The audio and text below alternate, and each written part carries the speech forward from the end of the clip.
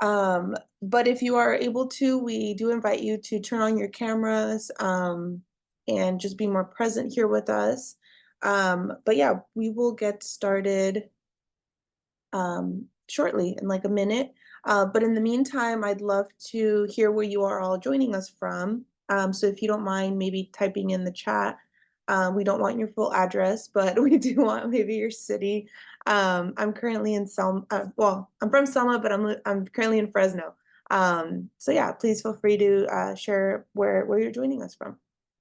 Stockton, cool. Los Angeles, San Francisco, Lincoln Heights. Oh, Fresno. I saw Fresno. Nice.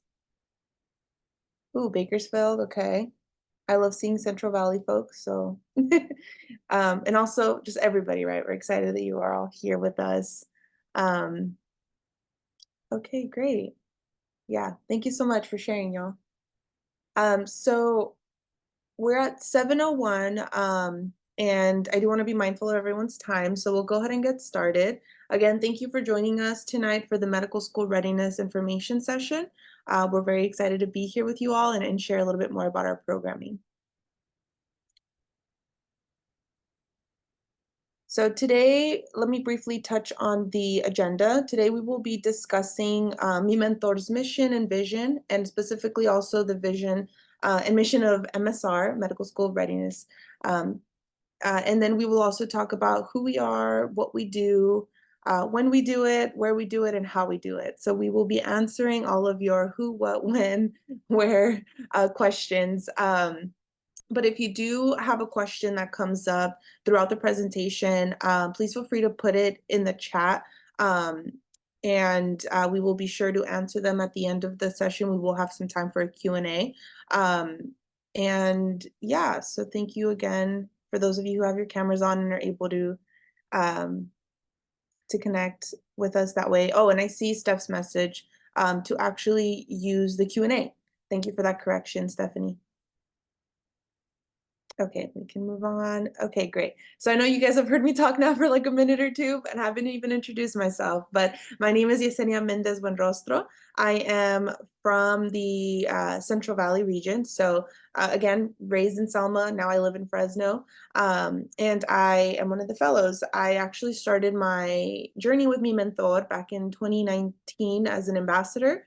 And then I became a VP of Outreach, then Chief of Analytics, and most recently held the co-CEO role for the last school year. So MiMentor has a very special place in my heart. It has definitely helped me throughout my pre-medical journey. And now I'm excited to be a part of this amazing programming, the MSR programming with my amazing co-fellows. So I will go ahead and pass it over to Cesar to share his intro. Thank you, Yesenia. How's it going, everyone? My name is Cesar Pacheco.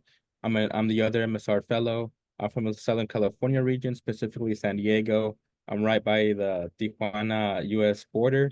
It's really cool out here. I've been involved with MiMentor only this past year. I've been the VP of Outreach, but for this upcoming year, I'm going to be the external president for the Southern California region. So that'll be exciting, and I can't wait to see what MiMentor is going to do for the years to come. And with that, I would love to pass it over to Alondra. Thank you, Cesar. Hi, everybody. My name is Alondra Chavira. I am from the Southern California area. I was born and raised in East Los Angeles, but now I'm currently living in San Bernardino, so representing also the Inland Empire area. This is my first year as being a lead through the MiMentor MSR program. So I'm super excited to be here with you all and share more information about MSR. And with that, I'll go ahead and pass it over to Jerry.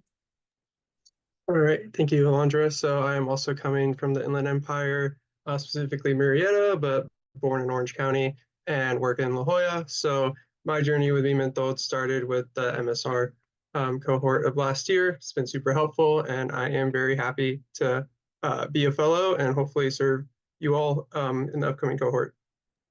Thank you all so much for sharing your intros. And although she is not pictured, she plays a big role in the MSR programming. So Steph, I'm sorry I'm putting you on the spot. Please do a quick intro if you're able to. Hi everyone, thank you, Yesenia. So yeah, my name is Stephanie. You can call me Steph. I am one of the MiMentor employees, and I'm supporting the MSR fellows so that way they could carry out their vision for the next year. And I've been here for I'm going on 2 years now, and MiMentor is really magical, and I hope that you guys become a part of this familia with us. Thank you so much, Steph. Okay, so now I'm going to quickly touch on who participates in MSR. As some of us, some of the fellows, we shared that we are on this pre-med journey, right? We did MSR as a participant this last year, which just closed out in May. And so, you know, MSR really strives to support pre-meds that are looking for help with their medical school application as they prepare to apply in 2025, which is myself. I will also be applied in 2025. We also provide, you know, just very like detailed support on all aspects of the medical school application. I know for myself, it was very overwhelming to not understand, right, like what was going to be required in the application. And when I realized the length of it, I was like, oh my gosh, like I freaked out and I was like, I don't know if I can do this. And so it could be very discouraging. And so we want you to know that, you know, while in the space, you are not doing it alone. So, you know, MSR, the space, the community will provide just a safe space where, you know, you will be surrounded by like-minded peers. And you will also be able to get a lot of mentorship from different med students and also other physicians. And then, yeah, our goal really, you know, for pre-meds is to help you develop this amazing final product, right? Your application, and be ready to submit at the end of the program.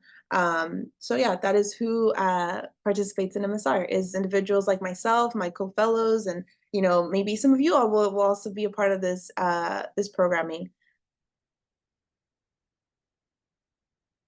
And before I hand it over to Alondra, I want to share really quickly a little bit of our MiMentor story, right? So MSR is a program that, you know, is under Alliance and Mentorship, and we do business as MiMentor. So MiMentor was actually founded in UCLA back in 2012, and it started really with a group of Latina physicians who saw the need for mentorship to underrepresented minorities, students in medicine that wanted to pursue a career in medicine, right? And so, although we did start with, you know, Latina physicians, I want to emphasize that that is no, like, we don't just serve the Latino community, right? We just want to highlight that we welcome all different people from all walks of life. We really just hope to be able to provide a safe space and opportunities for mentorship. So that was back in 2012. As we fast forward to 2016, MiMentor oh my goodness, I'm losing words. I'm so sorry. MiMentor launched their app. And so if you don't have the app yet, we do encourage you to download it. It is on Apple and Android, Google Play. And so the app, you know, it's a really great tool. I personally have benefited a lot from being in that space. I've gained a lot of, you know, different job opportunities and internships, and just being able to really just message anybody on the app and asking, hey, I know you did this program. Can you help me with my application? Or how was your experience? And people are 99% of the time very friendly and like willing to support. So you can also find all of us on the app. Feel free to follow us, message us on there as well. And so then in 2020, we actually reached 10K members, which was a big milestone for us.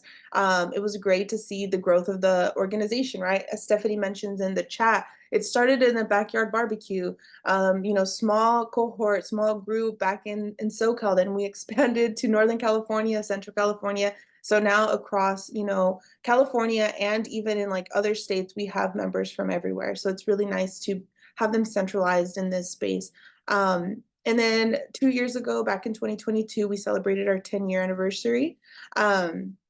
And, you know, as we move forward and as we look ahead, we do strive to hopefully develop nationwide mentorship opportunities, right? As I mentioned, our main groups are like in California. And we did relaunch in Georgia, which is really great. We do have a good amount of leaders there that are really wanting to bring, similar resources that, MiMentor does here in California, there in Georgia. So it's been really great to see that growth. And so, yeah, that's a little bit about our story, and I'll hand it over to Alondra. Thank you. And so I just want to touch on our mission and values. So here with MSR, our mission is to assist you in creating a compelling medical school application that accurately reflects your personal journey in seeking a career as a physician. So you'll learn to truly embrace your story, your strengths and passion for medicine, and translate that into a powerful and personal journey that you can use as your personal statement when you apply to medical school. So our mission at MiMentor is essentially to develop and support innovative mentorship opportunities that will inspire the next generation of diverse healthcare leaders for underserved communities. And essentially our ultimate vision is to have a world where all aspiring and current health professionals have a mentor to guide us through this journey of becoming healthcare professionals. And I'll go ahead and pass it over to Jerry. All right. Thank you, Alondra. So what we do, like Alondra mentioned, we prepare you for a successful medical school application cycle. How we do it through our monthly workshops. So every month on, it could be 1 or 2 Sundays, you'll have a workshop, and it'll be based on a variety of topics that we'll go over soon. It's always led by amazing volunteers who are physicians, medical students, admissions officers from medical schools all across the country. And we really try hard to make sure it's as interactive as possible through small group discussions and, mock interviews, MMIs, and, a lot of like one-to-one and group sessions as well. All right, so these are our workshop topics planned for the next cohort. For me, ones that stood out were the personal statement, other impactful experiences. For me, that was really great because not only are we hearing advice as to like how to best write your personal statement, but you also get to see examples of personal statements from medical students. And for me, that was super great because, not only does it help me articulate my why medicine, but it also inspires me to hear all the other obstacles, these medical students have overcome and are finally, living their mission. And then another notable one for me was also the wellness topics, especially with imposter syndrome and stereotype threat. I feel like a lot of us have these feelings within us that we don't even know how to label. And to hear an admissions officer talk about that and, really give you resources to help tackle it and, make sure that even though you have your doubts, that, you can find the inspiration within yourself and kind of use those perceived weaknesses as strengths.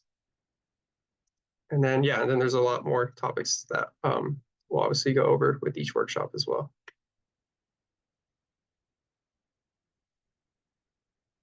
All right, so we get a lot of support from a lot of medical schools across the country, but these are just some of the great medical schools that have really helped us out by providing speakers, physicians, and medical students. So you can see we got Kaiser, UCR, UCSF, UC Davis, Morehouse, and a lot more. And again, this isn't just MD, there's also going to be DO representation as well.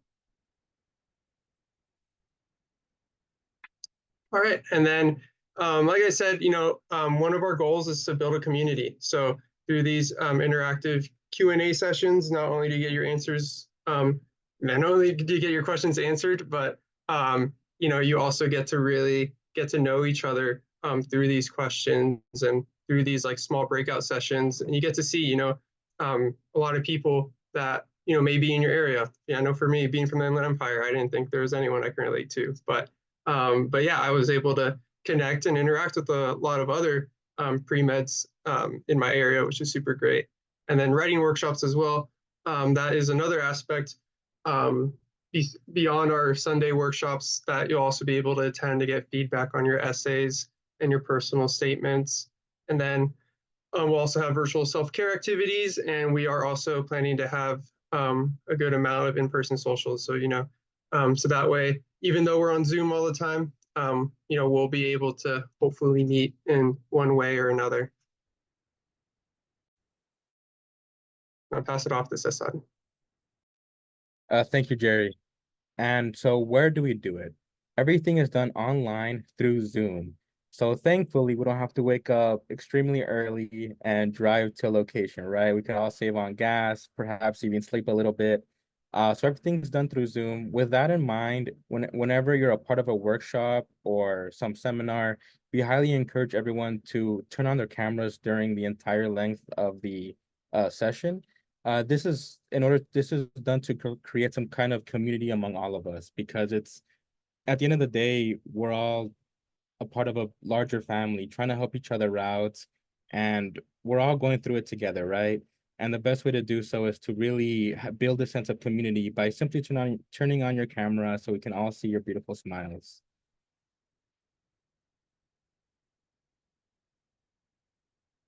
And when do we do it? So workshops are held on Sundays from 9 a.m. to 12 p.m. Pacific time.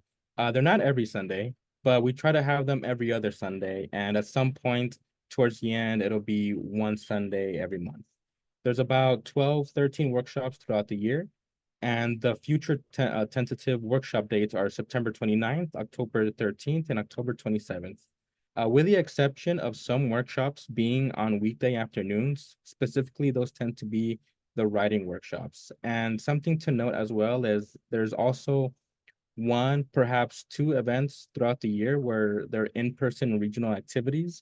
Those are optional, but we highly encourage everyone to join and really get to know everyone in your community. And with that, I would like to pass it over to Steph. All right, thank you, Cesar. I want to introduce you all to a little bit of our cohort, and I hope that you're able to see some of yourself here. And if you don't see yourself represented, we hope that you will come and continue to add more color to our cohort. So in the upper, in the upper left corner, we have the cumulative GPA of those who participated in MSR for 2023 to 2024. So the yellow bars are everyone who applied, and then the blue bars is who we ended up selecting to be part of the cohort. So we had, I think it was 173 applications last year, and our cohort was 124. So these are not like, we are not all 4.0 students. We have the bulk of our students with a 3.4 to a 3.59. So you do not need to have like these, this perfect application, perfect stats in order to be a successful medical school applicant. And then let's go down from there. So the chart right below it is our science GPA. And then this one looks a little bit more colorful, not at all what you would expect, but it's not a marker of like how successful you are going to be once again. So let's see. What was most represented for science GPA from the applicants was the 3.4 to the 3.59. And that is also about the average for science GPA for everyone that we had in the cohort. And then let's move to upper right corner right here. You can see the cursor. So this is paternal education level. And as you can see, everything, we have a lot of people who their paternal parental figure, they have less than a high school degree. So we are trailblazers in our family. We are making this happen without having the guidance that we had. And so you're not alone in this, and we are going to figure it out together. And then the last one down here is age range. So our cohort it's getting more colorful. We obviously have the people who are like straight out of college. I'm gonna apply this year, like 22-year-olds mostly. And then we have 61 people who were 24 to 29, that expected this is around the age. But then there's also people who kind of have to like, go out and explore and live life a little bit more, and then decide, okay, this is really what I want to do.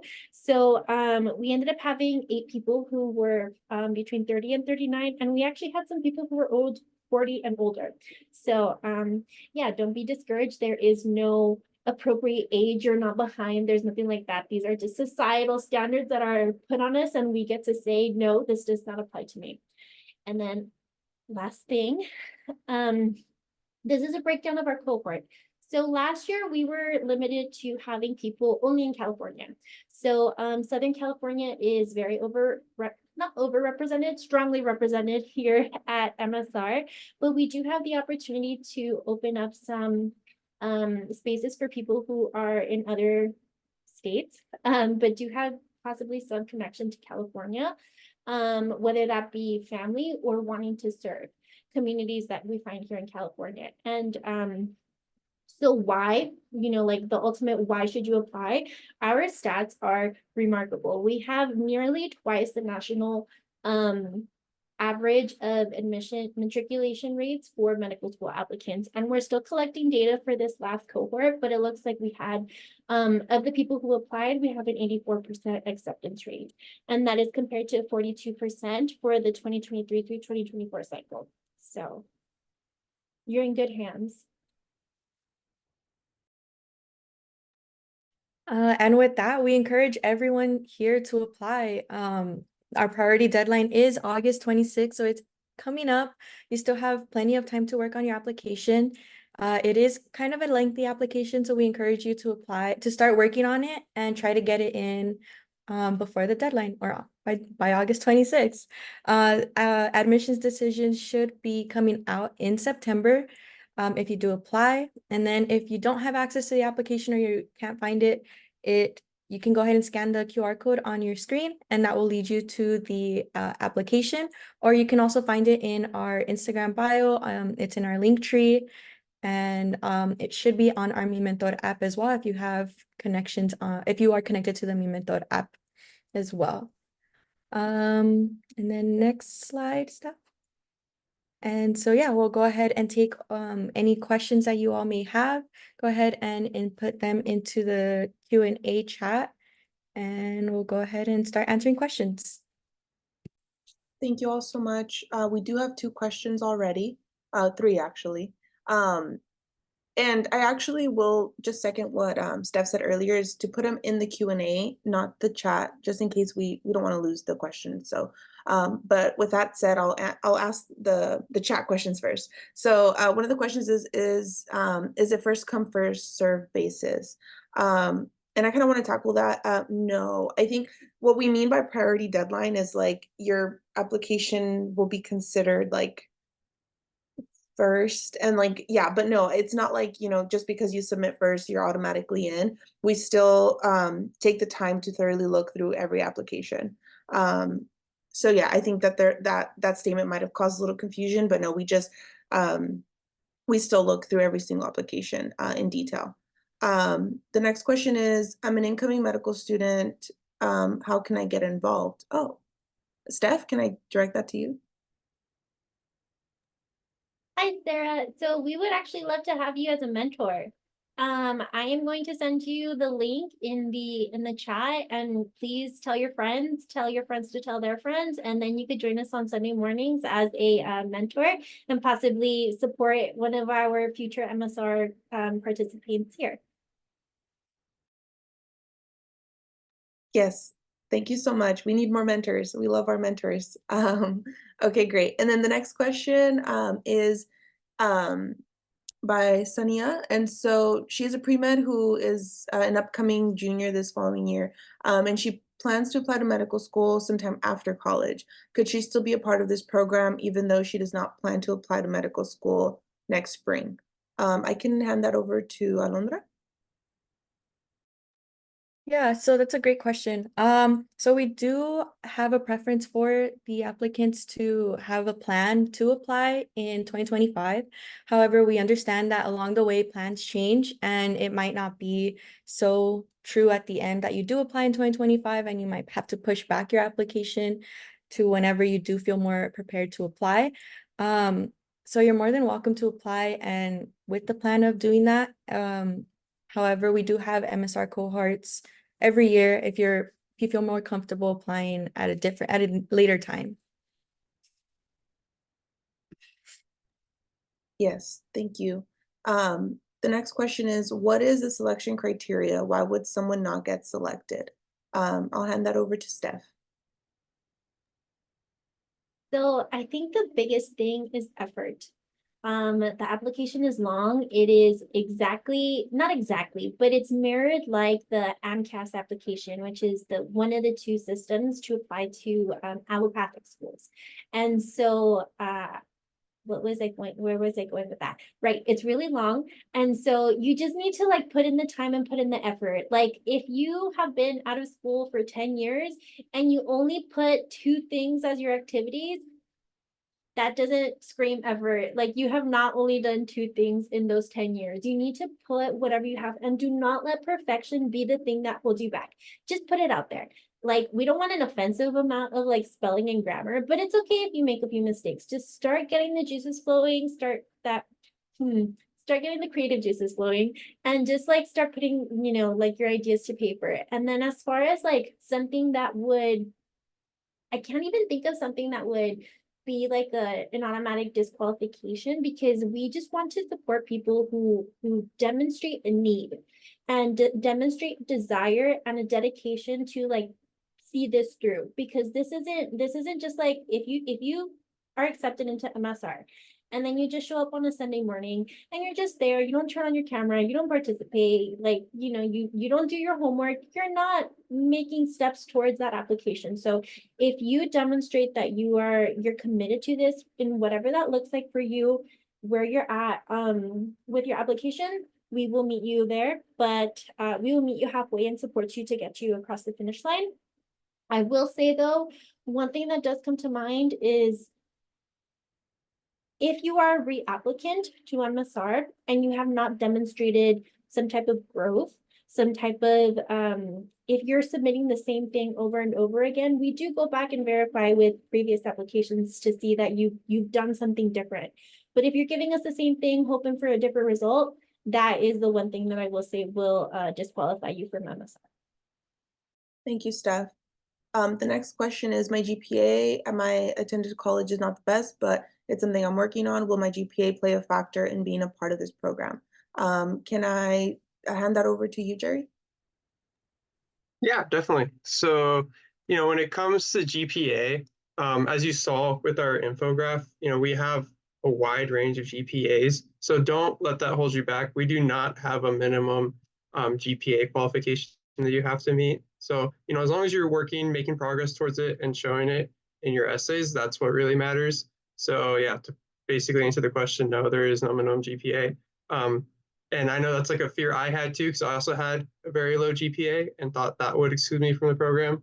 But no, we just really want to get to know you, your mission, and then really like display yourself as a person as to like, why you had a difficulty with these classes and what you're doing now to hopefully improve in the future. Thank you, Jerry. The following question, do most candidates who gain admission into the Readiness program have extensive activities already, or are we allowed to still be doing still be in the process of gaining those experiences? I kind of want to tackle this one, and then y'all can feel free to chime in if you feel a little different, but I think that this would be fine. I think that,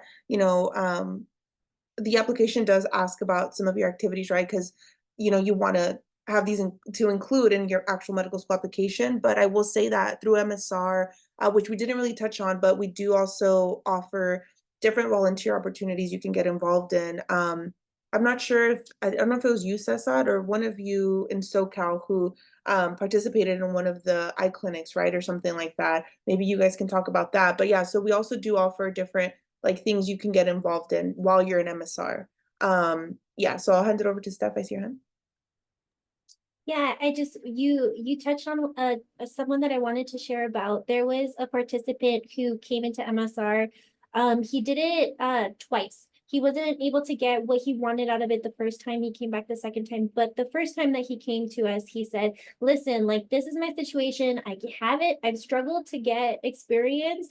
And so he told us where he was located, and we made it our mission to get him connected and plugged in. And so he started getting his experience through MSR, through the Orange County Eye Project. And I think now he's one of the volunteer coordinators or something. So it's okay if you don't have the experiences, because life circumstances can sometimes not align with you having access to that. And we will, like, if that's something that you need support, we will try to support you. Perfectly said. Thank you, Steph. The next question is, I'm currently filling out the application, but I'm stuck on the most meaningful events and experiences. What are you looking for in the section? I know Steph is also putting her thoughts in there, but I kind of want to just quickly touch on this, that it really depends on what you find most meaningful, right? I think that something that you can talk about, something that you're passionate about, I think that through this community, what I've learned is like, you don't want to just check boxes. You don't want to say, oh, I've done this, this, and this. This is what med schools want. I've learned to really find things that interest me, things that I'm passionate about, things that I can go on and on and on about. And so I think that that's what I would suggest. So I don't know that we're looking for anything in particular, like nothing specific that comes to my mind, but just things that, that you really enjoy doing, and that, kind of add to this beautiful picture of who you are as a med school applicant. Okay, great. And then the next question is that they're an incoming REACH postbac researcher at Stanford Medical School. By the way, congrats. I applied to that, didn't get in. So I think that it's amazing that you're going to be doing that. I also have family in California, not close, who would this count as close ties? I would be in California at the time of med school application. And then Steph, you said you want to answer this? Oh, okay. Do you mind answering this? I was like, I think that it should be fine, but I just want to confirm. Yeah, it's fine.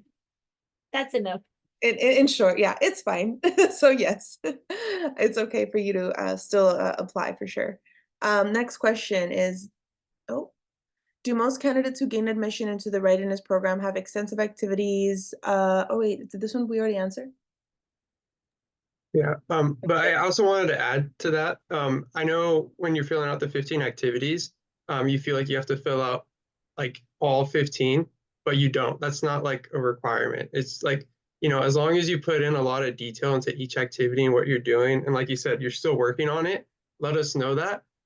So yeah, even if you only have like 5 activities, but you spend a lot of time in each activity, that's totally fine. So just again to reiterate, you do not need to fill out all 15, and like don't make up any activities either, because like it can be pretty apparent whether you actually did that activity or not in your essay. Yes, red flags, don't make up stuff. Okay, this next question I'll hand over to Cesar regarding the activity section. Wait, oh my gosh, I keep losing it. I'm sorry. Does MSR also pair mentors with mentees on a one-to-one basis for individualized support and reviews, or is it something of a committee group based? Yeah, so for mentees, mentors tend to have, I want to say, either 1 or 2 mentees. From my experience, my mentor had 2 mentees. However, he wouldn't see us both at the same time. He would see us on a one-to-one basis. So he would see the other mentee on their separate time, and then he would see me on our separate time. So it was never together. But yeah, it's they always do that one-to-one, and that way it's more personalized. You get to know each other better, have that deep connection, and have that longitudinal mentorship, not just during the MSR, but hopefully even past MSR, you guys can still have that mentorship with each other. Steph? If I could just piggyback Cesar, we do have Cesar described the longitudinal mentors. So at close to the beginning of the program, you get paired with a longitudinal mentor who, as you're going through the program, you'll be like, hey, we did our personal statement workshop. Here's my personal statement. I would like some feedback, please. But then you also have a more, how did you put it, committee group-based mentorship during the workshops. So you will be there, you go into a small breakout room, and it'll be maybe like, well, it really depends. It could be between like 3 to 4 to like 10 mentees per mentor, but that's only during breakout rooms, and that's only during the MSR workshops, and that's only if we have breakout rooms.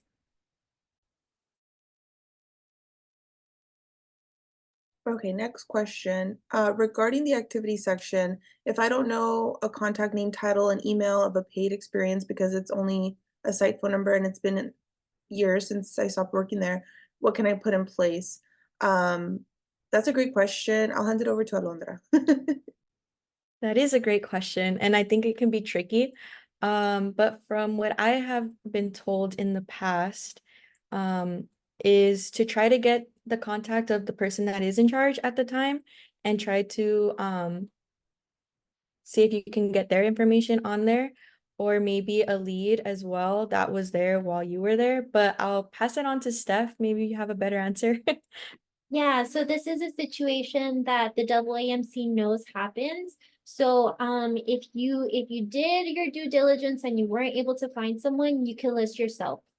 So you would just put your own contact information. I've never heard of anyone actually being contacted, but just know that that's the option that you have. Thank you all. Next question is, do you need to have your MCAT score when you submit the MCAS application in May 2025? I don't think that it's required. I do think that it's the better decision to know your score before you're submitting. In terms of like MSR though, like we don't like require you or like force you to take the MCAT if you're not ready. Like as mentioned, you know, Alondra and Jerry are applying this cycle right after the program. But Cesar and I mean, at least I have not taken the MCAT. Life happens. So, you know, my little journey is a little different now. And so I won't be applying till next cycle. So yeah, in terms of MSR programming, we do not require you to have an MCAT or force you to take it, right? But I think it does ask it in the application, but I think you could just say you haven't taken it. Yeah, and I'll hand it over to Steph. Steph, pass your hand up. And then this is like a strategy that people use. So if you're like really gunning for that application and you want to submit on day one, but say, so the application opened May 31st of this year. But say that you're taking your MCAT tomorrow, June 27th. So you can submit on day one, so that way your application will start going through a verification process. But even then, you're still going to have to wait until you have your MCAT score. And like Yesenia said, you want to have that MCAT score so that way you're able to say, like, this is the school that I want to send to because I'm like within their stats. This is my reach school, and you just have like a more you go in with making an informed decision instead of like hoping that you'll get something. But also when we're studying for the MCAT and you're towards the end of it, you take your practice MCAT with the AAMC materials. And so usually people will score within 5 to 7 points of those because they are most representative, because they're written by the same test writers as the people writing the actual MCAT that you're taking. So just a little extra bit of information there.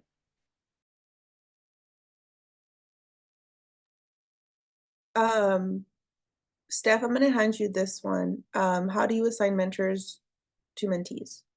So it really depends. In the past, what mentors are our most scarce resource at MSR because they are volunteers. And so we need to be mindful that they're on their own journeys as well, whether they're medical students or they're already practicing doctors and they already have their families. So we try to be to match someone by like, I forget what the word is, but say like someone says, I live in Northern California and I like to go hiking. So we find a mentee who's like, yeah, I also live in Northern California and I like to go hiking. So we try to pair people based on like some commonalities or common experiences. We do have a form where we collect that. Like there have been people who say, I have a family and I would like to be paired with someone who was either married or with children when they were in medical school because I want to learn about that. If we get to a point where we don't have enough mentors to go around, then we just start kind of assigning based on, you know, as they come in, we get them out. So, but that doesn't, I hope that doesn't bring any anxiety or uneasiness. The mentors that we have, like they go through training with some of our other volunteers who are actually deans of admissions, and so they're well informed, they're well prepared to support you, and if they don't know how to do something, they reach out to us for help to make sure that the information that they're giving you is correct. Great, thank you so much, Steph. And then the next question is regarding the section of what's your highest level of education. So the difference between official and unofficial, to my understanding, and somebody correct me if I'm wrong, but it's that official is like through like you have to have had like to apply into that program, right? Like UC Davis has a post-bac program. Like UCLA, the RAP program, UCSF, postbac. So all of these like official, like you had to apply, get interviewed and accepted. Unofficial, which is something I did, is just kind of like you going out of your way to like sometimes usually also pay out of pocket, right? But anyways, for like classes that you're taking at UCLA Extension, UC Berkeley Extension, your community colleges, like, you know, that's unofficial. You're kind of just doing it on your own. There's no structure to it. So hopefully that answers the question. Next one, I will hand to Jerry.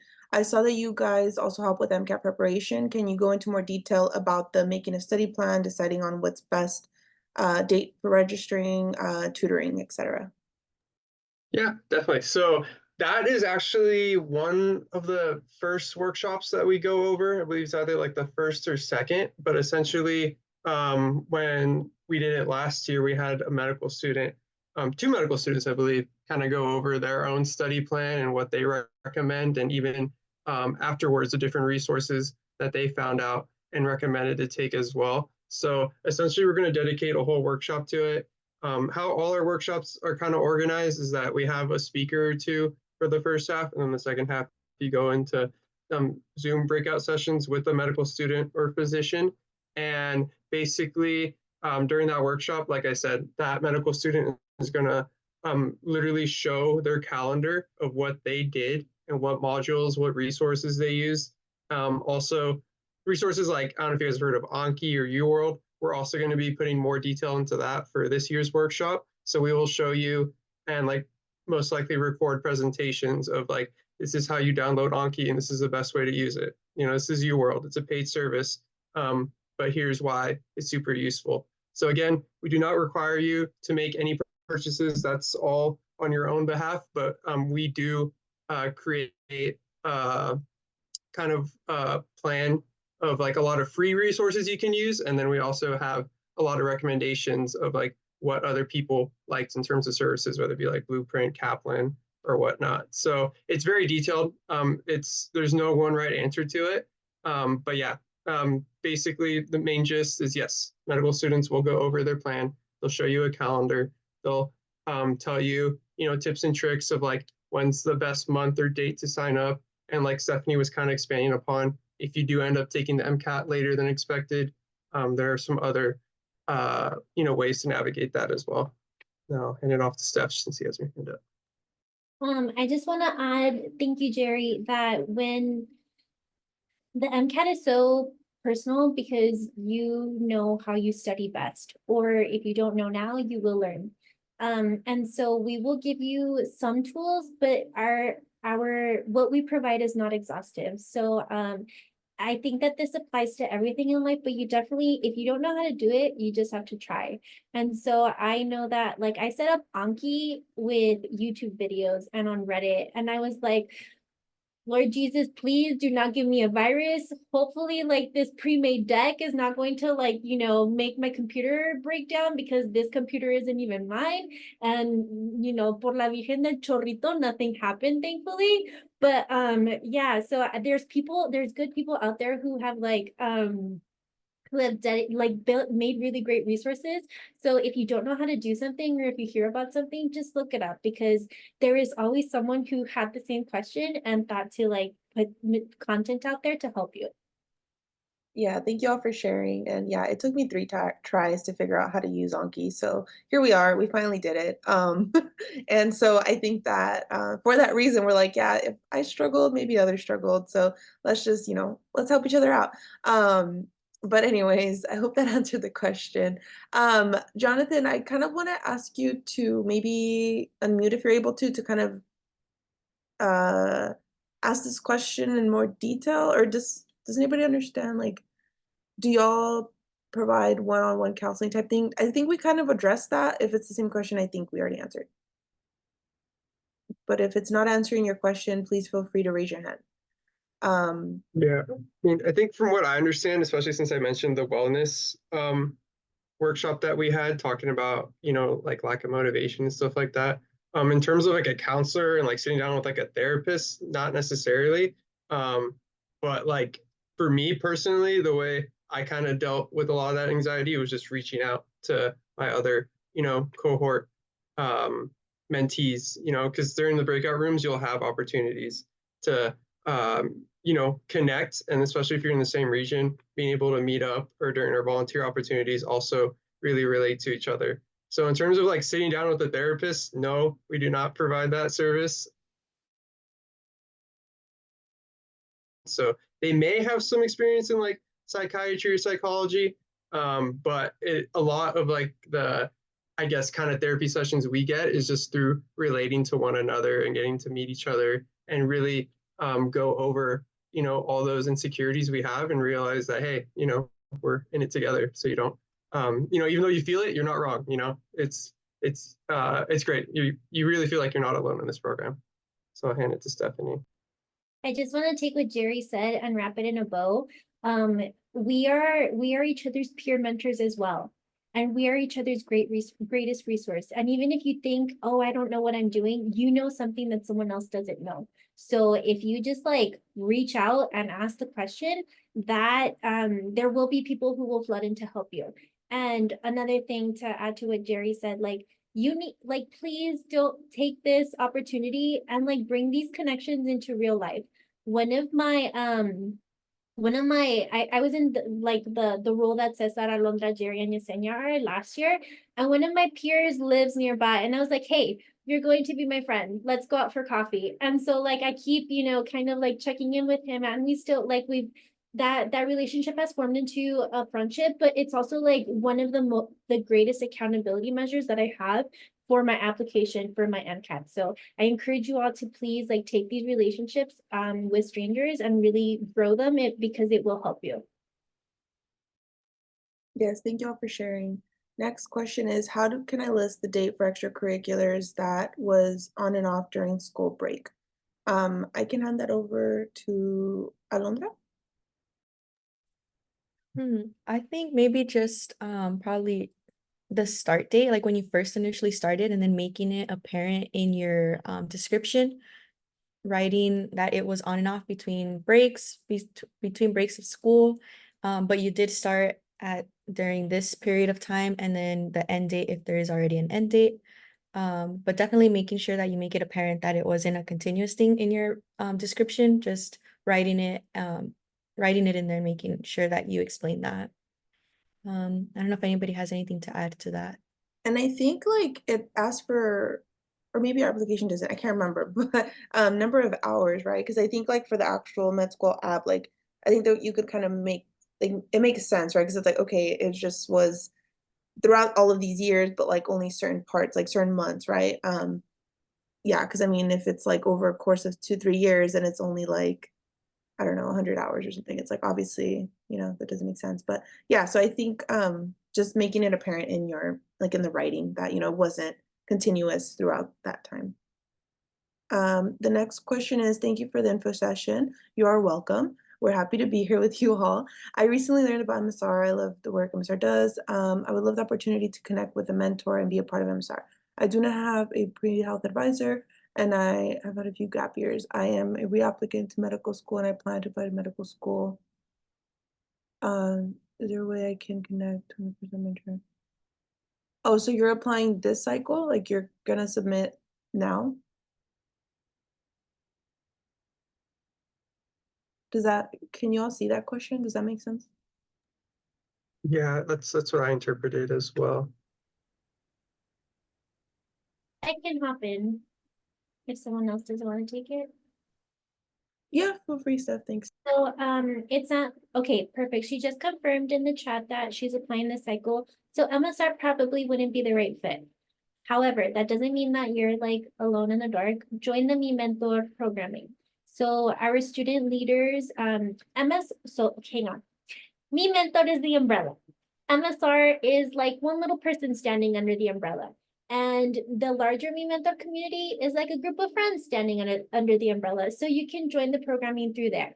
It's the same thing. They're virtual workshops. They cover different topics. And then as far as like your interviews, we have a ton of MMI practice. So get your application out.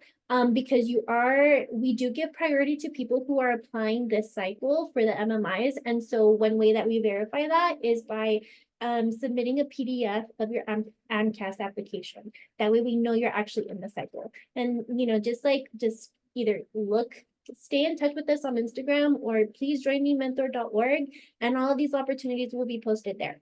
So that's the best way to support someone who's applying this year.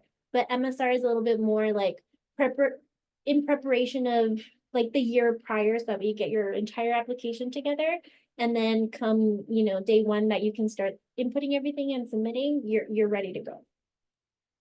Yes, thank you so much. And just to kind of like add to that, yeah, our the volunteers under the general and executive boards, they really, they're usually in the same boat. So they try to create programming and events that align with what's happening in like the year, right? Like leading up to the cycle and in the cycle. So yeah, it's just stay tuned. I would recommend to just even put like the little notification thing on Instagram if you have it, for when we meant to post stuff. I think it'd be nice to kind of stay in the loop. But yeah, great question.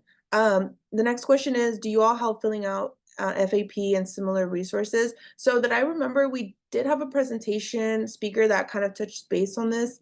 I don't know that we like go step by step, but we definitely are willing to like support and answer any questions. I think a lot of us, as fellows, like we will strive to make ourselves available and like try to answer any questions to the best of our ability. But does anybody else want to touch base on that question? I'll just add, we do not go like step by step, but there are plenty of resources. Just Google, how do I apply for FAP? There were people who will like guide you through their personal application, and also AMCAS has workbooks where literally they're like, okay, this is the number you're going to need, and then you put it on the worksheet, so that when you open up the actual like the website, the WMC website, you already have everything that you need to go. Great, thank you. And then I believe we already answered a similar question to this next one, which is how are mentors, connected. And so we do start off with pairing them based off like similarities, right? That's always the goal. But unfortunately, being totally transparent, if we're kind of down the line and we're running low on mentors, we kind of just start pairing you as they come, right? And hopefully, the relationship works. If it doesn't, yeah, we could try to support, but really it's just the lack of mentor sometimes. But yeah, so I hope that answers that question. And then the following question, I'll hand it over to Cesar. Should I only apply to this program if I have full intention on applying next year? So not necessarily. So if you don't plan on applying next year, that shouldn't discourage you from applying to the program. However, we do prioritize those that are applying to next year's cycle. So if you're applying to next year's cycle, it's highly encouraged for you to apply. But once again, if you're not planning on applying next cycle, that shouldn't discourage you. We simply, once again, prioritize those that are. Yes, thank you. And then the next question is, I am currently also filling out the application, and some parts, it does have a max number of characters. And so I am doing my questions on a Word document to keep track of the characters. When I copy into the question box, it doesn't match up and seems that I am overly exceeding the word count, and don't know why. I think maybe the spaces are being counted. I think yes. So I think it's all characters, or I don't know what the right word is, right? Because there's one like counting words and there's one counting characters, right? So that includes spaces, which is also something to consider for like the MCAS application, because I also struggle with that. Like you have to cut it down because it's like, oh wait, it counts spaces. So yeah, that might be the issue. But if you have more trouble, please feel free to email us. And I know we're down to the last question, but in case you all need to log off, please feel free to also email us. Steph went ahead and put the email in the chat, so you guys can ask any questions you may have. So yeah, the following question is, does the program touch on or help individuals with deciding what medical school they want to apply to, like info sessions or set up panels with reps from different medical schools? I can hand that over to Jerry, if you'd like to answer. Yeah, I can answer that. So yeah, basically to answer that whole question, yes.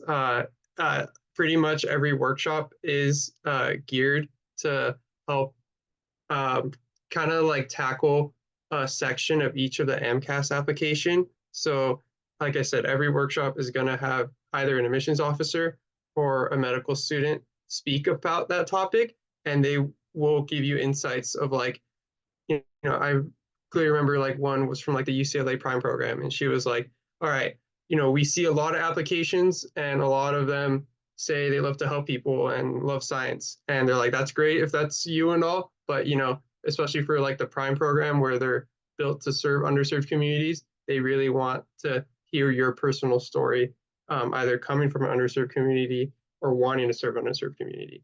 So yes, basically every workshop is geared to give you personal insights from the admissions officers or medical students that are attending that medical school, to tell you, you know, they're not going to tell you like word for word, you know, like write this and you will get admitted, but they are giving you personal insights of like all the applications they've seen and how to make yourself stand out or like best articulate your mission, and to obviously respond to the prompt as close as possible. Yes, great. Thank you, Jerry. And then Steph, do you want to tackle the, are there any MD, PhD mentors? Because I think you might be more familiar with that. Yeah, so I was trying to type it out. Let me just close that because I can't talk and have that going at the same time. Okay, so it's a less common scenario, but we do have them. And so when we send out the it's kind of like a survey for you to tell us like your interest, and you know, so we could use that to match you with someone. Just be sure to put there that you're an MD PhD interested, and we will connect you with one. And even if we don't have one like in our network right now, we will get one. So yeah. Great, thank you so much, Steph. And we are 3 minutes out from ending our session. So I think I'll ask if there's just one more pressing question if you want to raise your hand. But if not, we can end here. I will stop the recording.